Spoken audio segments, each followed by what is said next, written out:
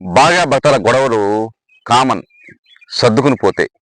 కానీ అలా సర్దుకుపోకుండా పెద్దది చేసుకుంటూ పోతే అనేక పరిణామాలు సంభవిస్తాయి. వీరిద్దరూ ఎవరైనా ఒక తగ్గి ఒక స్టెప్ ముందుకేసి వాళ్ళే మాట్లాడడానికి ట్రై చేసినా, వాళ్ళు వచ్చి పక్కన కూర్చున్నా వీళ్ళు ముఖం ఇలా తిప్పుకుంటూ అక్కడి నుంచి లేచి విదిలించుకుంటూ వెళ్ళిపోతూ ఉంటారు. అదేదో గొప్ప ఘనకార్యంలాగా. కానీ అప్పుడు వాళ్ళకి అనిపిస్తుంది, చి ఇంతేనా, వీళ్ళు లేకపోతే మనం బతకలేమా అనే ధీమా కూడా చేస్తుంది. జాగ్రత్త. అప్పుడు ముక్కు ముఖం తెలియని మూడో వ్యక్తి అలా ఒక మాట పలకరిస్తే ఏదో ప్రేమగా పలకరిస్తున్నట్టుగా ఫీలింగ్ కూడా వచ్చేస్తుంది. ఆ తర్వాత మీ జీవితంలో పెను మార్పులు సంభవిస్తాయి.